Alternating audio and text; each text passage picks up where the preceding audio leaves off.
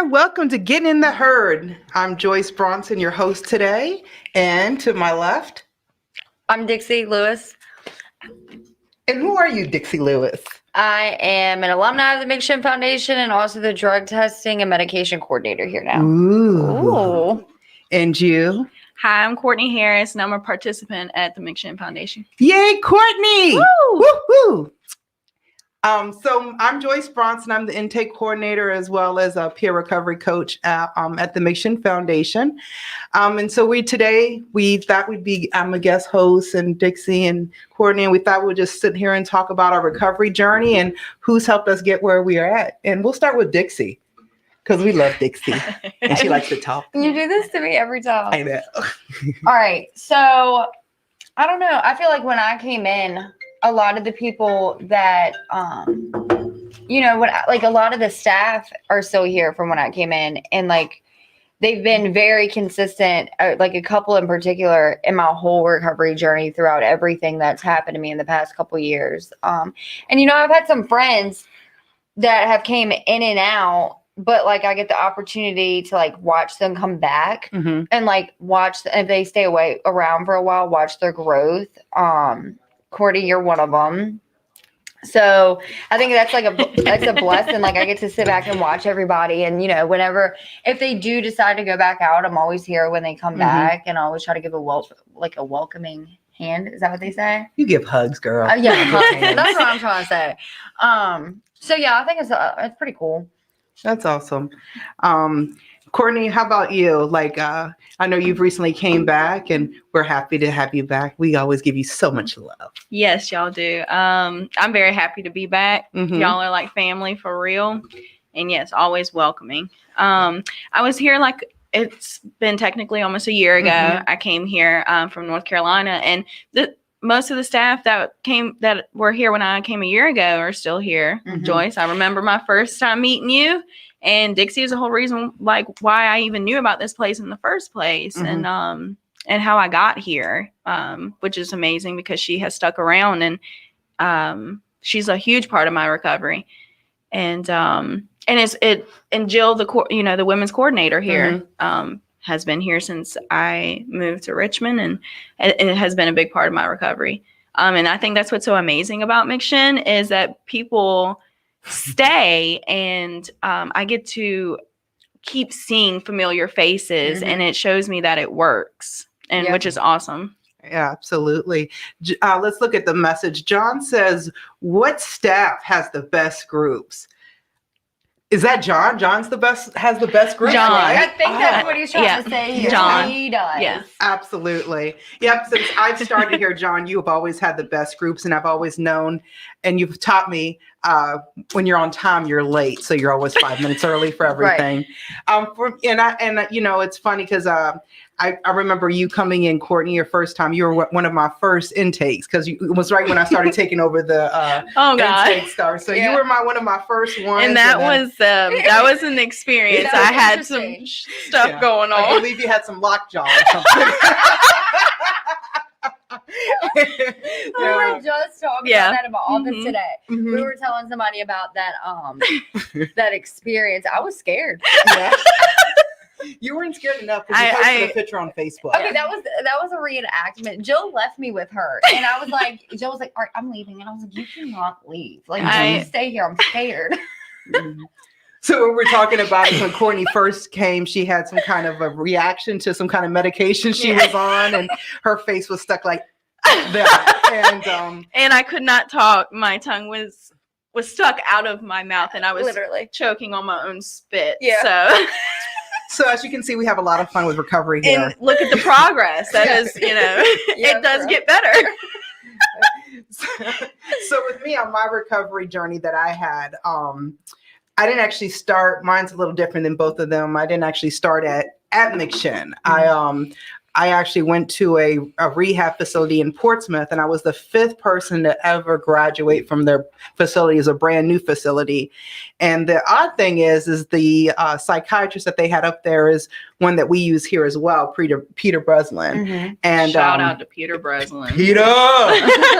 And I talked to him today, and he was like, wow. He's like, it's been 2 years, and look at you. He's like, I'm actually one of the few people that that is still clean. That's from, my group that graduated from there. And we were talking, and we thought that, tell me if I'm wrong, but it seems like a big part of people's recovery is not only doing the intensive or going to a 28-day rehab, but it's the follow-up.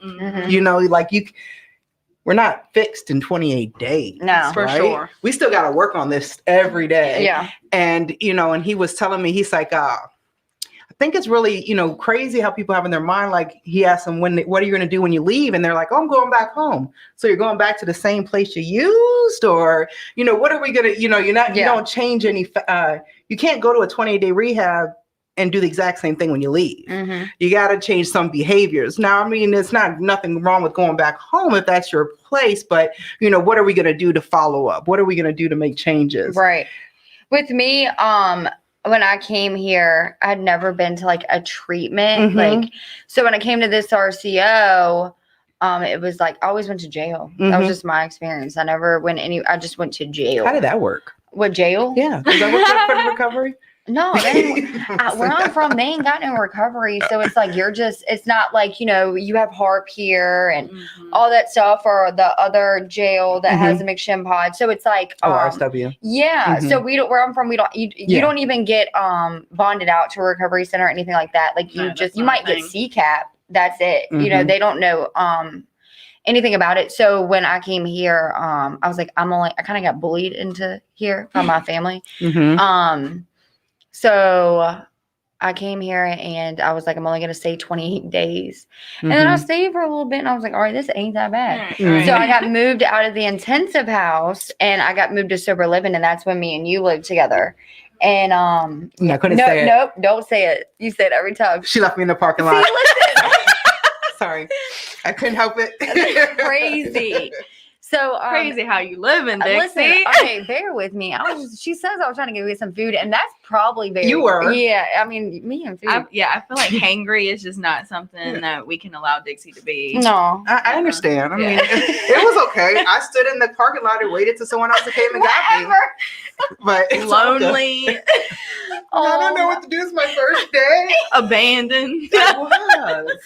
It was home all again. Oh my gosh. But this is horrible. But so when I came, I was like, I'm only gonna stay 28 days. And then after talking to some people, I realized that 28 days probably was definitely not enough, because I was like, all right, well, where am I gonna go after my 28 days? What is your plan? Yeah, and my plan was to either go to my mama's, where my mama lives, in that area, that county, and that's just toxic. Yeah. The only thing there is to do there is get high. There's no NA meetings for an hour, so it's that was not an option for me. Or go back to my great grandmama's house and live there, which I was using. That's where I came before I came into McShin.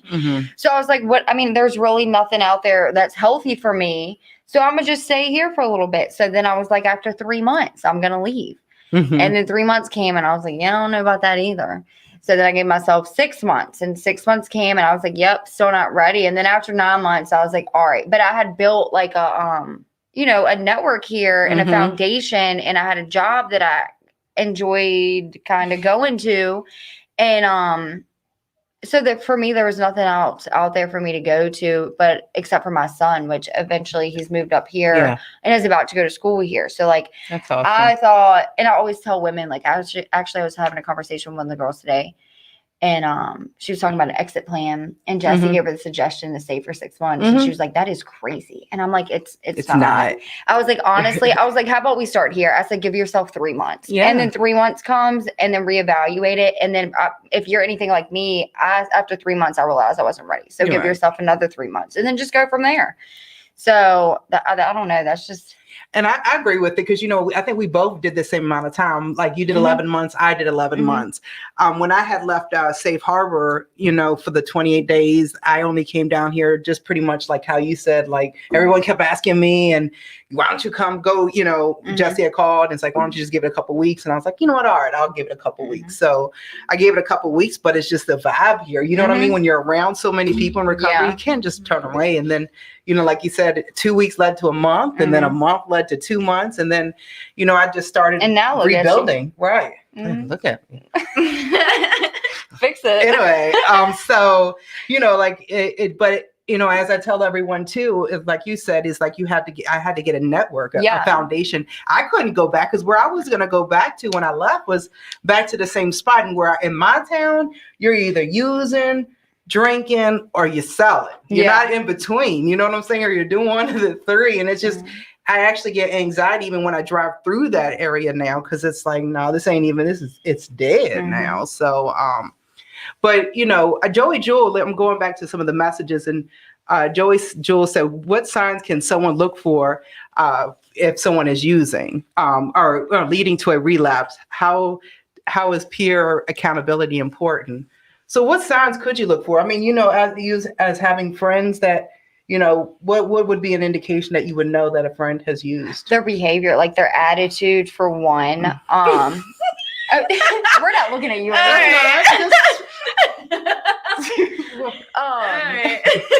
But like their behavior, or for me, a lot of times is if they stop communicating. Right. You never really stopped communicating, but it wasn't as consistent as it was beforehand. But that's like a main thing, because like me and my friends were very like, we talk often, and if you stop talking to me, I'm like, okay. You know what I'm saying? Yeah, I know. Absolutely. Or if they just are really irritated all the time, or things like that. And Courtney, like what do you think, like, how do you think that maybe you did when you started using again, like to try to hide it maybe, or were you what behaviors? This is how I tried to hide it. I went to more meetings. Okay.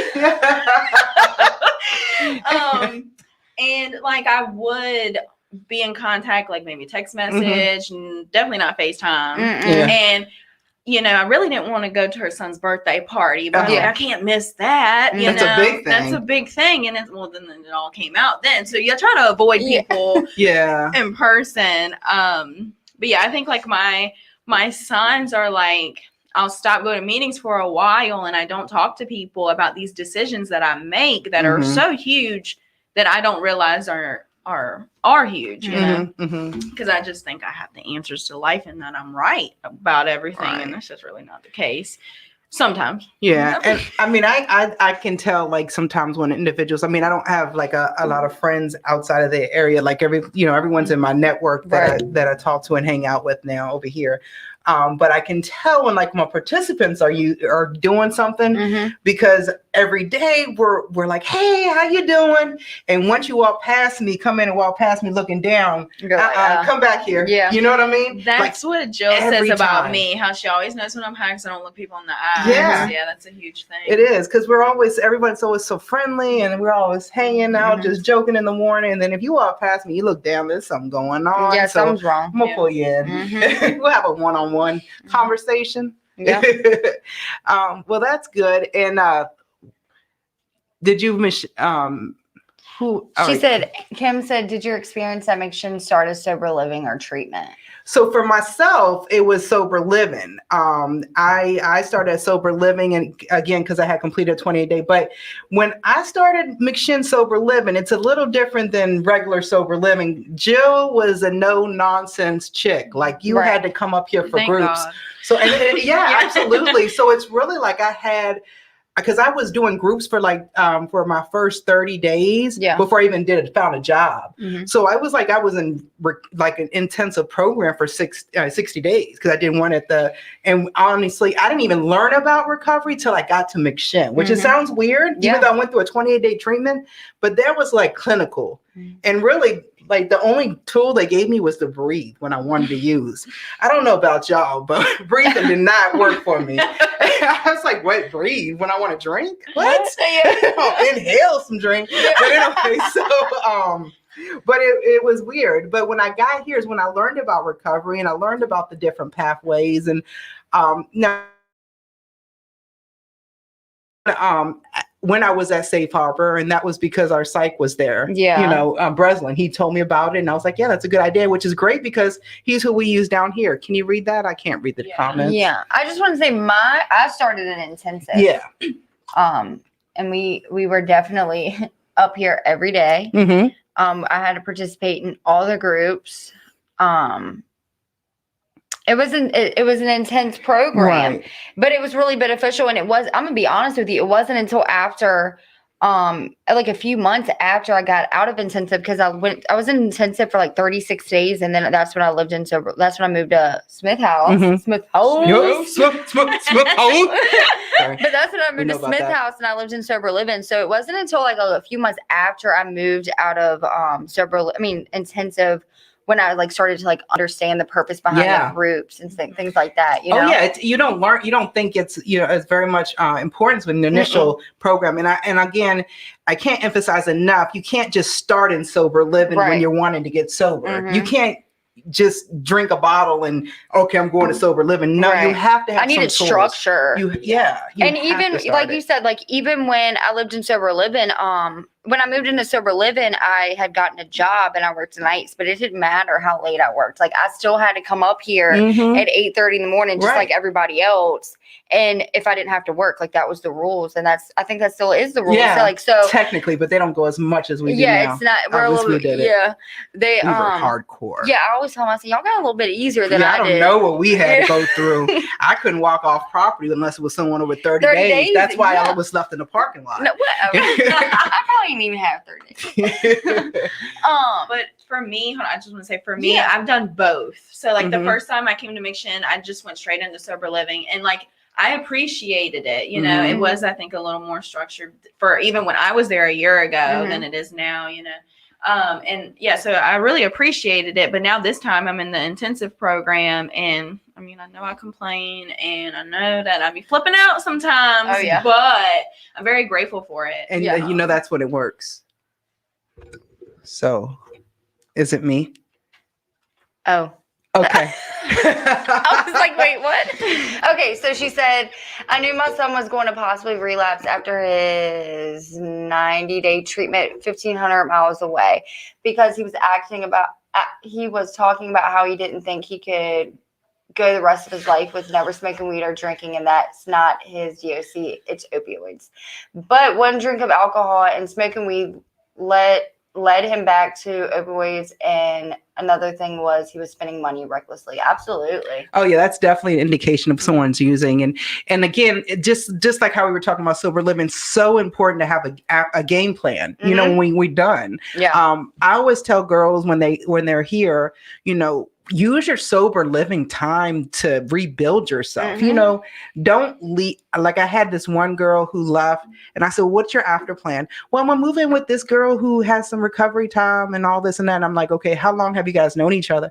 Well, I met her somewhere. And I'm like, no, you have to have a positive plan that, you know, like structure, like how when you moved out, you had 3 friends in recovery or 2 friends in recovery. It was me and 2 other women in recovery that lived in a house together. Right, exactly. But it's something that you guys built towards. Like, it's not just something like someone I met off the street, you know? Because it's a potential, you know, that was a long term. But with her, within 2 weeks, the girl relapsed that she went in with, and that wasn't a positive, you know, after plan. So I just think it's really important. Don't rush yourself out of sober living. You know, build yourself up, get your job, get your license back, get your car, get your, you know, save up money so you can be comfortable. That's what I did. I mean, and I think like rush. The point, I know, like when the Hilliard house, like, you know, we have phases, you know, we did then. So like it was the intensive, then we had Smith house, and then we had the Hilliard house, and it was like phases to it. So like you went from intensive, if you started there, then you went to sober living. And then when they felt like you were ready, they moved you to Hilliard, and Hilliard was, you had a little bit more leniency, and that was to like build you up and prepare you for like the next step is out the door, like for you to like live on your own. So all the things, like it prepared me. So like when I lived in Hilliard house, we had a little bit more freedom, but like it prepared me for what it was going to be like when I moved out on my own. Right. And so I appreciated that, you know? So it's like, that's what so that's why I'm like, dude, don't rush out of it. Like give yourself some time. Like, why do you want to leave right now? Because of a curfew or something? You're 27 years old and you feel like you don't need a curfew. Well, you're here for a reason. So like, just take advantage of the opportunity, follow the rules, and just sit tight for a little bit. And I promise you, Everything's worth going to it. work out exactly how it's supposed to. And you don't have the stresses, because when you move out on your own, you have the stress of like, oh my gosh, I got to pay for this. I got to pay for that. I got to get this now. And, when I actually, this is the first time I ever took my time to move out on my own. Cause like when I was growing up, I moved out on my own as soon as I turned 18. Yeah. I was like, shoo, and I'm ready now. Yeah. So this time I allowed McShin with my parents, and I allowed myself time to build up. And when I moved out finally, I've actually been comfortable. You know what I mean? Like I saved up money. I made sure I had a good plan for financial plan. I had a budget, and I learned wow, do you realize how much money you have when you don't use drugs or alcohol? Dude. God. And then like I like balling. Yeah. No, I'm messing. Like I went so long without like having anything, because when you're using that, all you care about is using. Right. So when I first got clean, I would like I was working, so I made money, so I was able to like pay my bed fees. But then I would like always go out to eat, because that's like I still have a big problem with that. It's so bad. I know. Oh my god. Starbucks. But then it's like I went shopping all the time, because all my clothes that went missing during active addiction. So like when I started getting a little bit of money, I started spending all my money. Yeah. But I got accustomed to that a little bit. I'm doing better. Yeah. I pay all my bills first now. And another thing I struggled with, when I lived in sober living, was like I felt like since I was clean, I had to get my kid back. You know what I'm saying? Like I had to I keep moving away from this thing. Right. I can't help it. Hold on, let me see my chair over. All right. But I'm struggling over here. But I feel like I had to get my son back, and I feel like I had to rush that process. And I realized like I had to take the first year to like build a foundation here and a network, and just like focus on my recovery my first year. Yeah. So like after a year came along, and I was like, okay, now I feel stable enough to be able to like get my kid, even just sometimes, and then I just felt really rushed at the beginning. And I felt like sometimes my family was rushing me. Like, you're clean now. You have 6 months. Why don't you file for custody of your child? And I'm like, listen, I'm not mentally there right now. Like I have to focus on my recovery first before I can like put my all into my kids. So then when I moved out of the recovery house, I like would get them on weekends and things like that. And then I slowly build up to that process. Yeah, because the little extra time you took is giving you a lifetime of benefits. Yeah. So it's okay to sit back and take 11 months or a year or 2 years to get me right, because these are the 2 years that I'm going to use to focus, and then lifetime. I don't have to worry about this coming up in 5 years, 7 years. I'm going to be available for him. So I thought that was really good. I mean, like me too. I was 11 months for my kids, but I thought about it like, well, they're somewhere safe. Yeah. You know what I'm saying? As long as they're safe, they're fed, and they're taken care of, and they're not missing out on anything, I think I can take this 11 months for myself. Yeah. Honestly, if someone wants to keep them for a year, I'll do that. Yeah. For me, like when I started my recovery journey, like years and years ago, I would get 30 days clean. I'm like, all right, give me my son. Yeah. Like I am fixed. I am recovered. Totally. And it's just not, it doesn't work that way. First of all, like no one should give me a child at 30 days clean. And not at 6 months either. Like I couldn't imagine, like when I did have 6 months clean, like being a mom, I don't know how to be one. You know? And like that takes time. But yeah, I remember like being so impatient and like 30 days clean, like I'm a mom. Yeah. I can do this. I got this. Yeah. Perfect. And my son is very safe where he is at with his dad. His dad is a great dad, So I am very blessed and grateful that I don't have to worry about that. Right. And I think that's something that all three of us were blessed with, is that our kids are somewhere safe. So that means that you can take your time that you need to work on Courtney. So that way Courtney in the future can be the best mom available. Right. Absolutely. Yeah. Because when we try to rush it, at that point, that's when we get ourselves overwhelmed. And then what are we going to do? Yeah. But that's why we work on these 2 years. So, a year, 2 years, whatever it takes. But that way it works on me getting tools, because when I do get overwhelmed, like now, when I get overwhelmed having 2 boys that are great, and I get overwhelmed, I found that my way to focus is I started doing the gym. Like when I get home and I'm like, So I go home, I go to the gym, I work out, and then I come back and I regroup, you know, or I'll spend my time with, you know, doing my little clean with my audiobooks or the baseboards. Man, I got some shiny baseboards. There's no more paint on them. You want suckers. to come to my house? You know, but hey, that's my coping thing. I figured out a way to cope, so I don't just be like, you know what, you guys are ticking me off, I'm going to go drink. You know what I'm saying? I'll find another way. And I feel like that if I had just went to rehab and got out and did all this stuff right then and there, I don't think I would be where I am at now. So I'm really grateful for the tools and the time that I took that I needed to get us together. Nathan. What did Nathan say? Wow, clean those baseboards. Hey, I learned that from McShin too, by the way. Yeah. And Nathan, what causes me to flip out is just the fact that I am just getting off of drugs again and my emotions are crazy. It has nothing to do with McShin. I absolutely love McShin. Yeah. It's just the emotions that we have, man. Yeah. Yeah, the emotions that, you know, we just have a lot that you're coming with and from, and, you know, a lot of times we buried those when we were in active use. These feelings are just overwhelming. Yeah, I did that when I was living. I flipped out quite a few times. Yeah, really. Yeah. And for someone like myself who don't cry, I mean, I just had to work out different ways. You're the worst.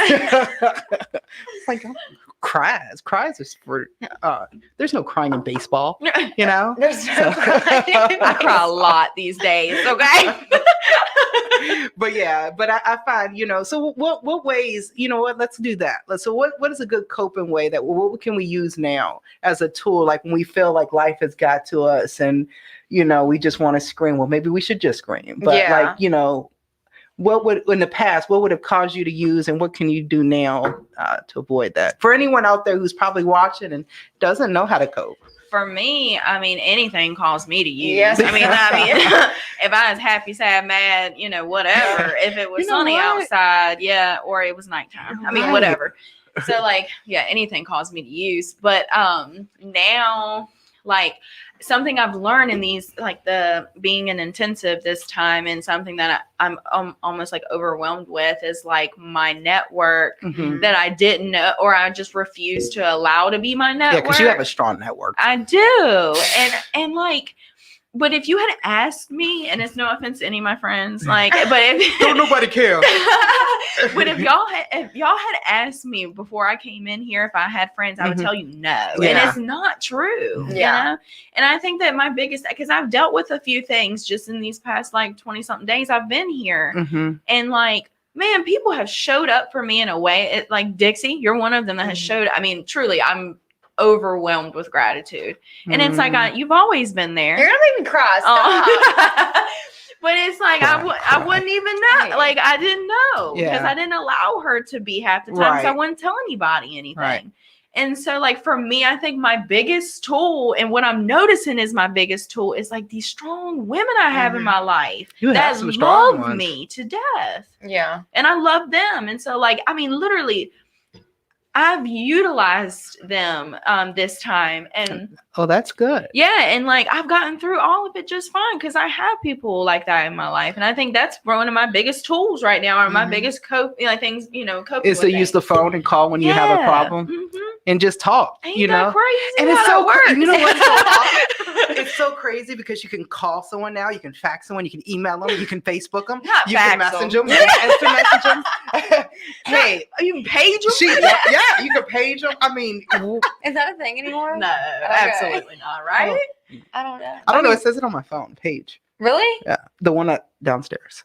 But anyway, see Courtney. Oh, look, Lisa Madison. Lisa was my first house leader, and let me tell you, she is another one that had a huge impact on my recovery. You're absolutely amazing, Lisa. I remember the day you were like, and you were up at the church, and I was like, Lisa, come here. You were like, stop introducing me to people while it looks like I'm having a stroke. Yeah.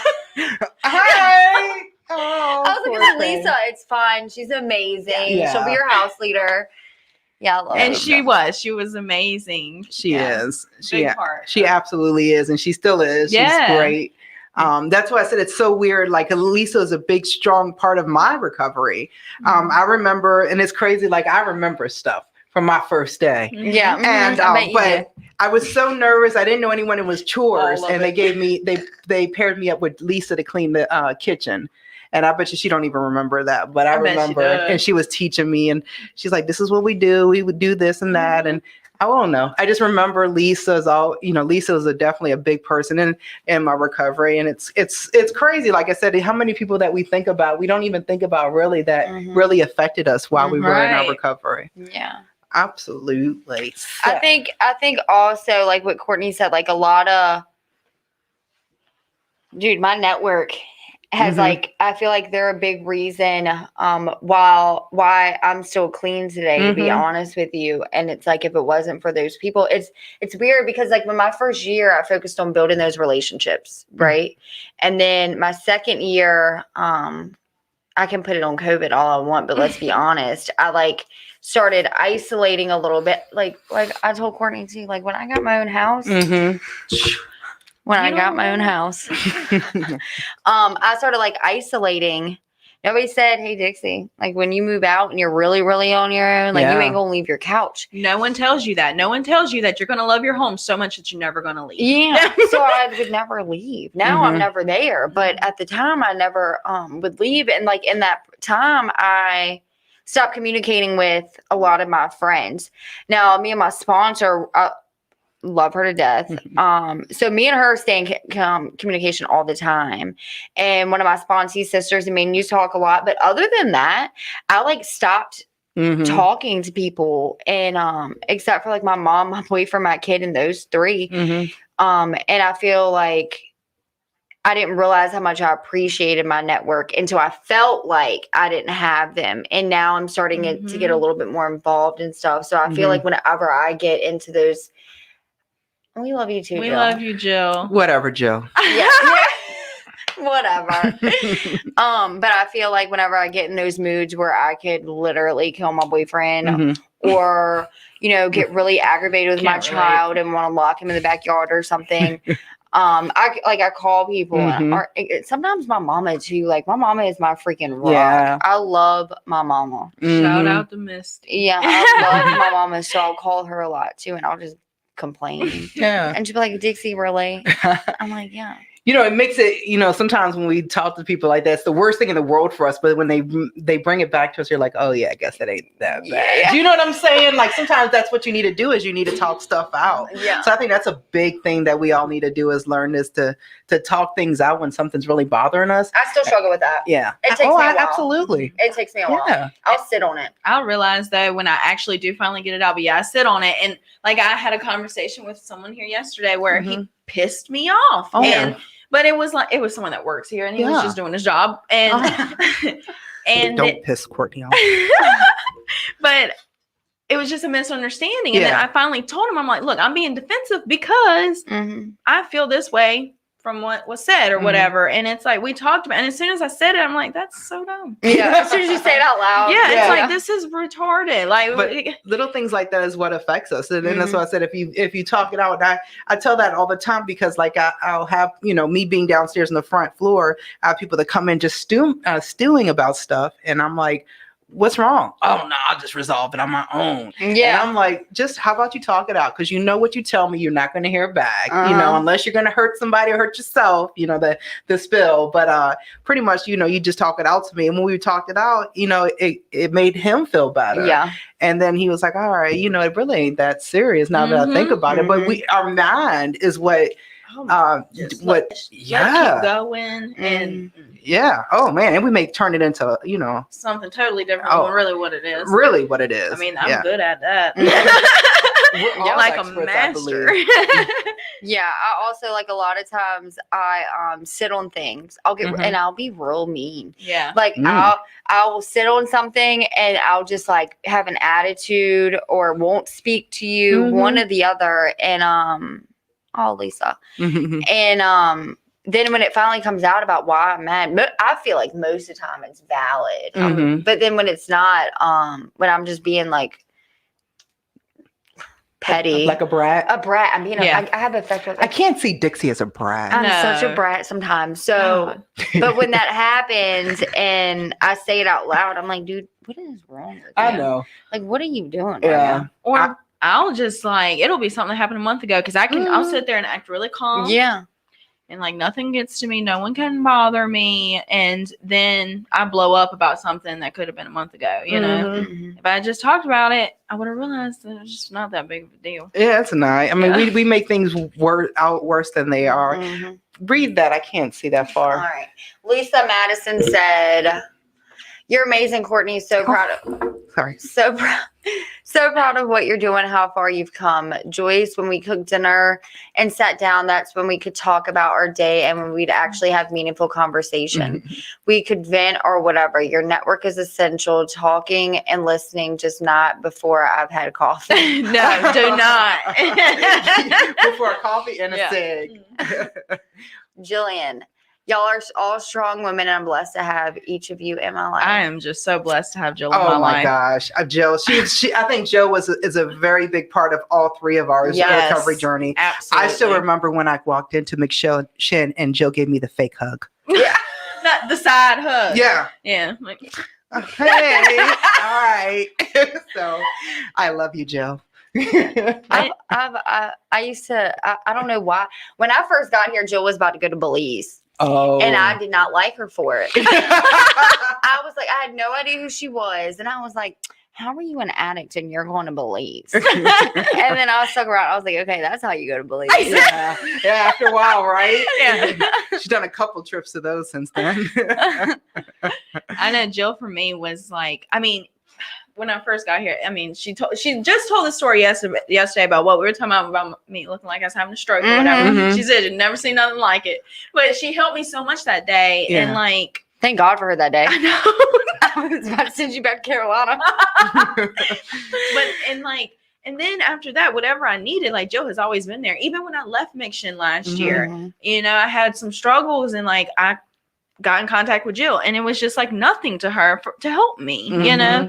I mean, she's just one person that I know that I could call no matter what. And like, she's just a great great person to have in my network. Absolutely. I mean, she's the perfect person for the job that she does, being Most the director definitely. of female programs. She truly cares. Like, I mean, and she's raised all three of us. Yeah, So, you know, literally. in recovery. You know what I'm saying? Like, you know, I remember with me too, like she would call me on my bullshit. Yeah, I was like, gonna say, she's good at that. She all will. the She time. keeps it straightforward, Yeah. and I need people like that because you know, because I'll we have milk a lot of bullshit. I'll I milk got it. a lot of stuff with me.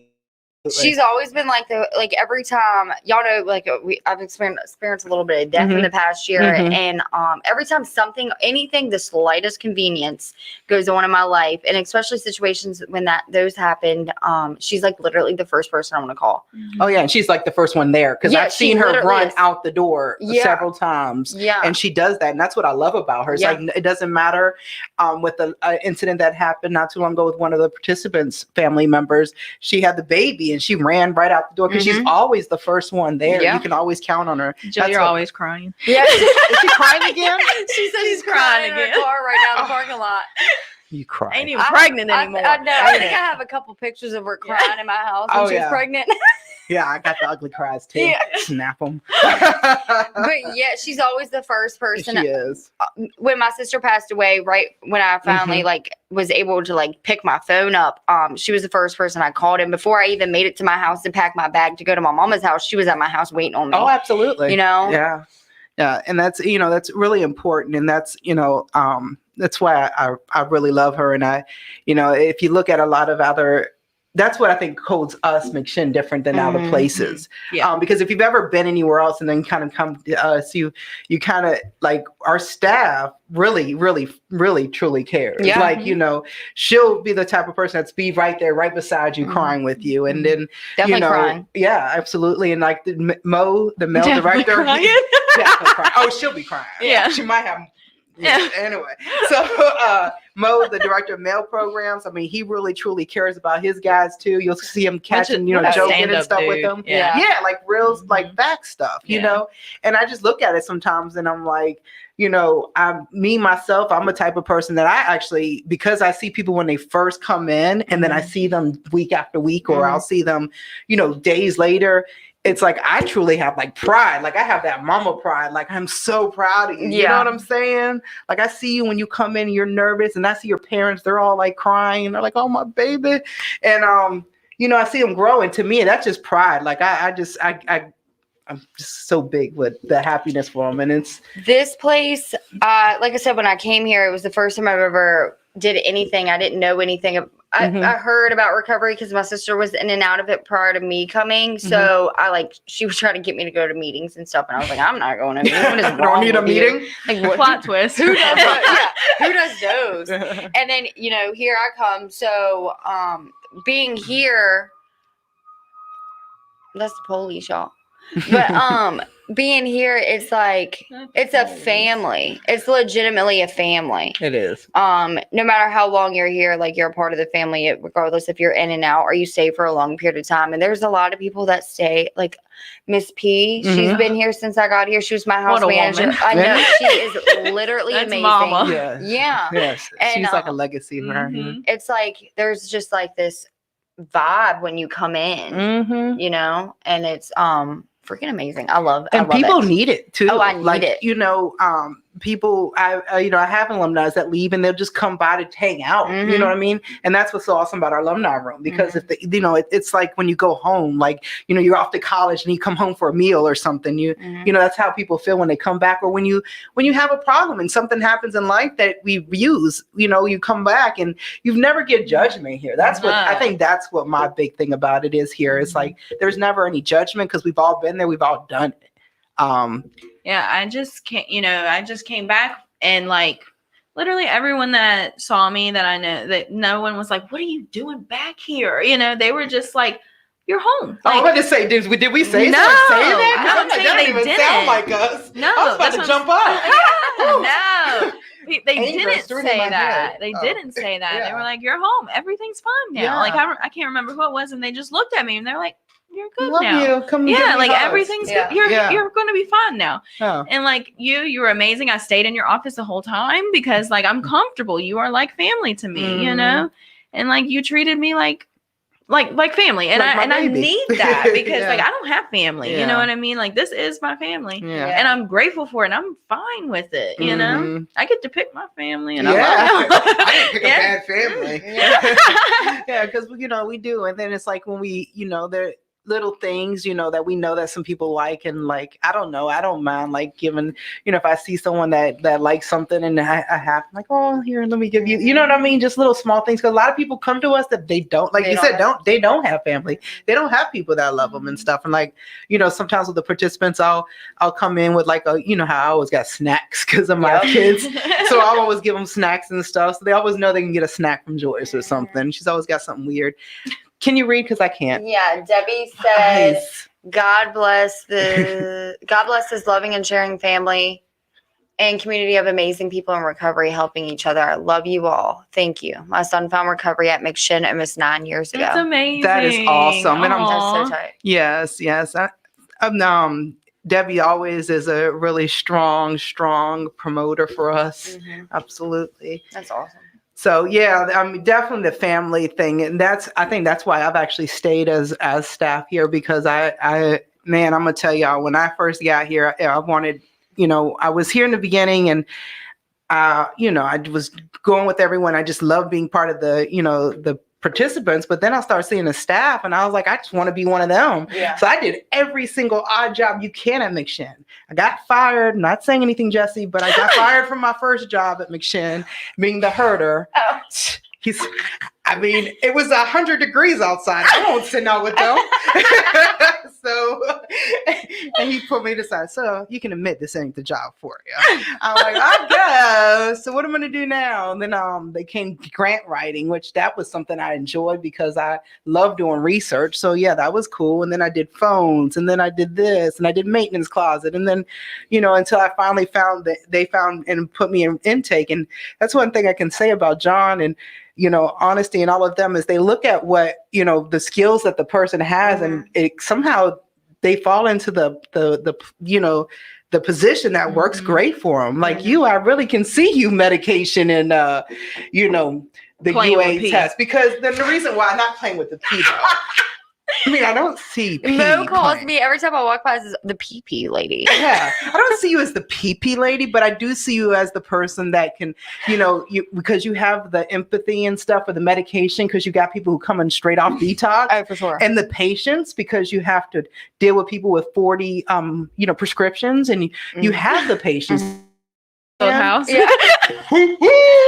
And but that's why I think that position is great for you. And then you have the jokes and stuff, like you've got that personality which that someone needs when they're coming in, because not everyone, when what detox is like. Yeah. Yes, ma'am. You know what I'm saying? And you don't want to eat a smart ass in your face when you're detoxing and stuff. I mean, it's a particular, skill you have to have. And I see it in you. And I think that's what's so great about it. And,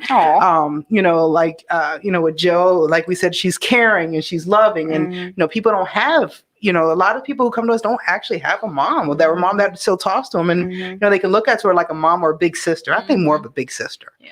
But I guess maybe mom for some other people. But. And you're a great person to first see when you come in here and do intake. You truly are. I mean, the job fits you perfectly. Yeah. Oh, am I smiling? Mm-hmm. Yeah. You got it. I like it. You got it. So, but yeah, and then even like Mo, he's got the joke, the big brother type, thing that he likes to joke with the guys, but he's like, hey, look, you need to tighten up, man. You know what I mean? So I think everyone has their own role that works fits them. Yeah, I mean, everyone just has. Yeah, it's just I feel like it, and I feel like it's peer to peer, right? So we're just like everybody that walks in the door. Absolutely. Almost all of us have walked through these doors as a participant. You know what I'm saying? And that's that's amazing. Like, because you can most see it places works. aren't run like that. And so like we relate to people on that, like, like however somebody felt before. What? How people are feeling. She just hit herself in the face with the microphone twice. All right. But how people are feeling whenever, they come to talk to us, like we can kind of understand because we've probably felt like that before. You know what I'm saying? And like now we're here and we show them that it works. And I just feel like because we're peer to peer, it's different. It's just different than any other place because we're not like, I'm not a nurse. Yeah. You know what I'm saying? Like I can't. But someone called you a nurse the other day and it was really funny. They're like, is this the nurse's office? No. Yes. I was like, yes, Nurse Dixie will be here in 1 minute. Yeah. But it's peer to peer. So like we've all been in this situation before and we started just exactly where they're at. So like we can relate to them on that level. And I feel like it makes them more comfortable coming to us about situations. And we're really personable people. Like you can talk to damn near anybody. And I mean, except for me. I can't because you leave me places. I've got abandonment issues because of you. And she catches attitudes on Wednesdays, y'all, just letting you know. Just, it's a bad day. But, definitely. Guess like, what today is? when I have a new participant coming in, I always think of how I was, and that first day you're scared, you don't know anybody, and you don't even know what you're walking into for real. All I see is these goofy, crazy people around me that are happy. Yeah, why are they happy? Why? Yeah. And all these tats and stuff. I don't know what these people are going to do to me. But that's why. But I honestly, and then I have, sometimes you have other participants that are here when the new participant comes in and they're like, they kind of try to judge a little bit sometimes. And I'm like, hey guys, you can't forget, man. Yeah, don't forget where you came from. Do not forget where you started, dude, because you got 2 weeks clean now. You're feeling like you're on top of the world. And, but we got to always remember we started there. That's who we were. Yeah. I had this one older lady one time when she came in and, she had the shakes from alcoholism. And I said, hey, and, she kept saying, I'm sorry. I'm like, there's nothing to be sorry about. I was you 2 years ago sitting in the, detox place, like shaking. I couldn't, you know what I mean? I couldn't even, it took them, I don't know how everybody else detoxed from 3 to 5, 7 days. It took me 14 days for me to get rid of my shake. So, I mean, but I remember that. And that's what I always use every time I have someone new coming in. You got to give them extra love because you don't know where they're coming from. They're coming from the street. They like I said, families turn their back on them sometimes. Yeah. And that's why we're here. And that's, why we do treat it like a family. And I think that's really, I know I did a care talks a couple weeks ago, and I said at the end of the day, one of the main things we do is we show love here because people just want to be loved at the end of the day. Oh, for sure. And you need it. Yeah. It's part of recovery. Love is recovery. Oh God, I am trademarking that. Love is recovery by Joyce Bronson, CPRS. Oh man. So anyway, what are you trademarking, Dixie? Huh? I ain't got nothing. Get your meds on time. Yeah, on time. On time. Yeah. So we're just I don't know what to do with my hands. I'm using it like here, and then we're doing this. But So Oh my god, I love you so much. I don't know what to do with my hands. It's always a good icebreaker, though. it is. Shout out to Talladega Nights. Yeah. All right. But we just end up having fun here a lot. I think that's a big thing too. I'm truly glad to be back. And I mean, it took about 2 days to get me here, but now like 2 days. It did. 48 hours. Yes, that's all. That's all. Yeah, I was on the phone in the It could be worse. beginning. Yeah. I was on the phone in the beginning to the end, and I was like, I heard, Mhm. but it was a process. But It's a process. I was willing. The very first call I got was someone I didn't expect to get a call from for you. I was like, okay, yeah, sure, heck yeah. And then Brandon. He was Brandon. The first one that called me. I didn't know who you were. I'm like, Courtney? Oh my God, that's a girl.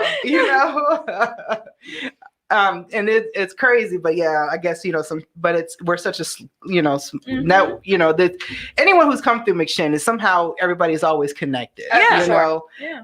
It's definitely a family here in our community. That's what I tell people. They're like, I think we're our own community. I mean, we got 12 houses. You know what I mean?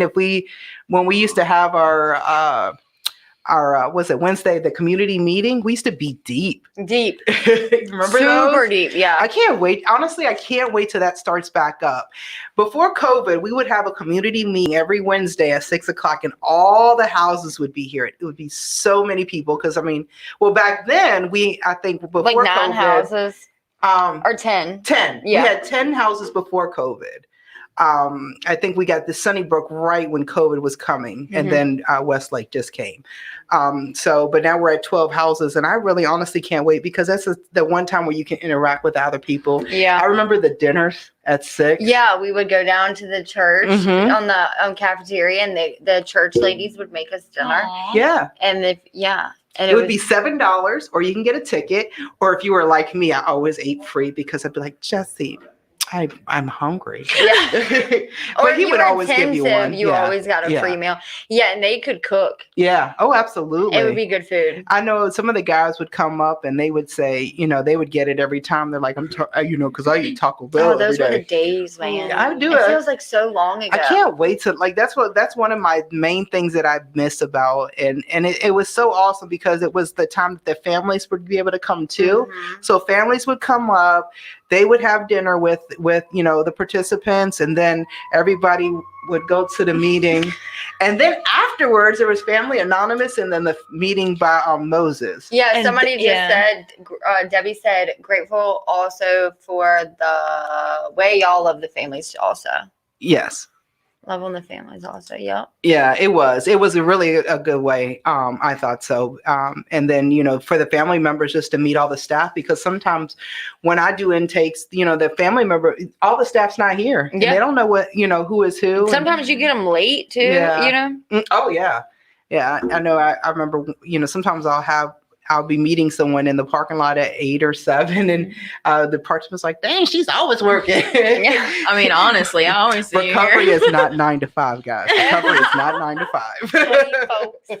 Yes, we have to be available, and it's really important that you are available. I know I've had people call me before on nights and weekends, and they're like, well, we're trying to call this place, but they won't answer the phone. I'm like, well, we answer the phone here, so it's one thing I do make sure I do, because you just never know who's going to be on the other line, and what do they need. So now sometimes they're not calling about anything, like, where do y'all live at? Where are y'all at now?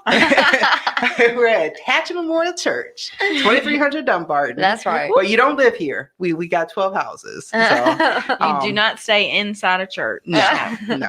But this is a wonderful recovery center. If you've never Absolutely. came, you should come and visit us. Yeah, absolutely. 3 floors. You know, we have NAAA meetings. So It's a great place. I'm beyond grateful for it. I'm glad to be like a part of the team now. oh, absolutely. Out of this place. So- After I moved out, I always came up here to visit. She did. All the time. I'd be posted up somebody's office. After I moved out, I continued to work here. I'm over it. And me and Dixie, let's finish telling them. When we moved out, we still lived right around the vicinity. Oh yeah, How far do you I live, can Dixie? throw a rock. If you pulled up the blinds, I could see my house. I could throw a rock, and then you live right around the corner. Yeah. So we're still right here. My And the watch house says before 5 you. minutes to home. Yeah.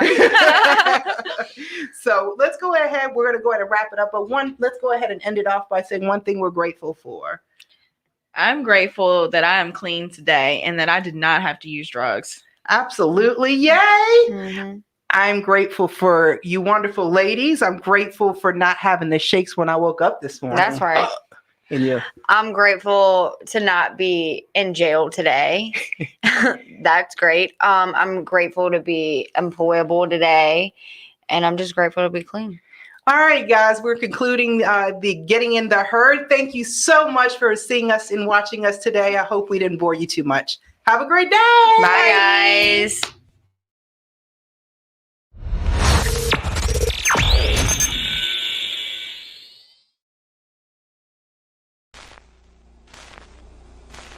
My name is Shannon Lance. I'm currently here in recovery at McShin Foundation. I got out of jail on January 10th, 2021, and while I was incarcerated there, my mother passed away due to COVID complications on December 14th. It was a really challenging event in my life. While I was incarcerated there, I watched the recovery videos and the podcast on the tablets there, that was made by the McShin Foundation. Getting the Herd podcast really made me feel like I was a part of something on the outside, because, there's people that are commenting and just seeing, people that I was incarcerated with on the videos, and just thinking, man, that's going to be me, before too long. And, I'm going to be sitting there in them rooms and, be able to be a part of the podcast and Getting the Herd series. And, now I'm a part of the Herd here at McShin, and it's an amazing feeling, and it's nice having a fulfilled sense of hope in my life currently, and just to live one day at a time, and just to have positive feelings in my life and good relationships with my family and friends is an amazing event.